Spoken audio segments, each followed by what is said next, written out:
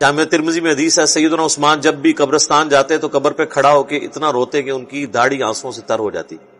تو صاحب کہتے حضرت آپ تو بخشے بخشائے ہیں.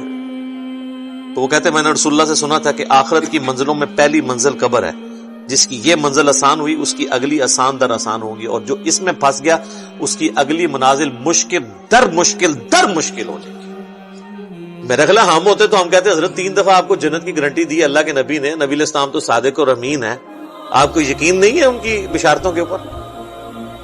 سانو تو ایک بار ہی مل جاتی تو تسی تکتے ساڑھے کارنامے، شیطان بھی پناہ منگتا. اسی لیے تو ہمیں ملی بھی نہیں سر. یہ انہی کو مراتب ملتے ہیں جن کے بارے میں کانفیڈنس ہوتا ہے کہ جو ایک لمٹ کو کراس نہیں کریں گے. صحیح مسلم میں حدیث ہے آپ نے اسلام فرمایا میں نے ارادہ کیا کہ میں اللہ سے دعا کروں کہ تمہیں عذاب قبر سنوا دے. دکھانے والی تو کہانی ختم سر، سنوا دے. لیکن مجھے ڈر ہوا کہ اگر تم نے عذاب قبر سن لیا تم اپنے مردوں کو دفنا نہیں چھوڑ. ایسی خشیت تم پہ طاری ہوگی. لیکن یہ اللہ تعالیٰ نے سب کچھ پردے میں رکھا ہوا ہے سر. صحیح بخاری میں حدیث ہے کہ میت جو ہے وہ چارپائی پہ کلام کرتی ہے. نیک میت کہتی ہے مجھے جلدی جلدی میری جگہ کی طرف لے چلو، اور جو بری میت ہے وہ چیخو پکار کرتی ہے کہ مجھے کہاں لے کر جا رہے ہو.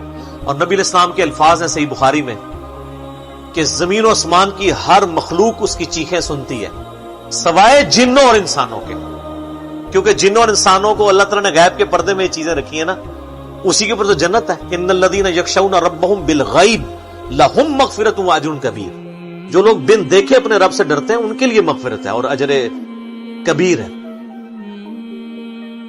دیکھ کے تو سب نے مان لینا ہے. پھر سر اس سے بھی آگے اگر آپ چلے جائیں صحیح بخاری میں یہ حدیث موجود ہے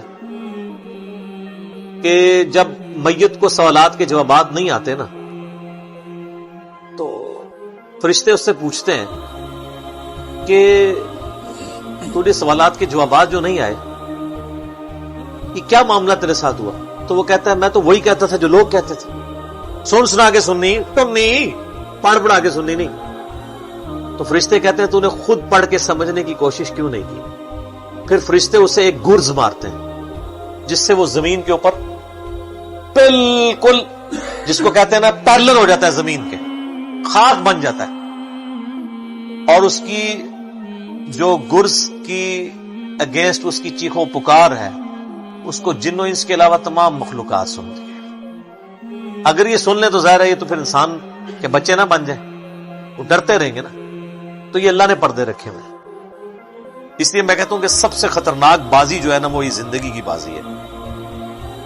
اصل میں کامیاب وہ ہے جو زندگی کی بازی جیت جائے. دنیا میں کوئی شخص بڑے سے بڑے عہدے پر بھی فائز ہو جائے، مرنے کے بعد اسے وہی 2 گز کی زمین ہی ملنی ہے. آپ جتنا مرضی مہنگا کفن کسی کو بنا لیں، کتنی خوبصورت اس کی قبر بنا دیں، قبر کے اندر کے حالات آپ چینج نہیں کر سکتے.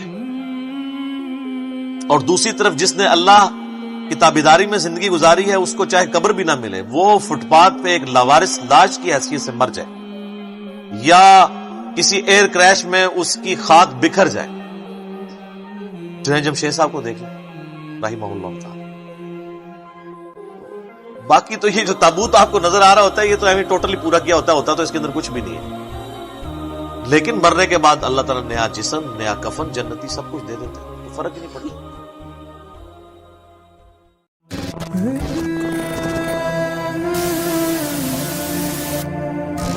Mm-hmm.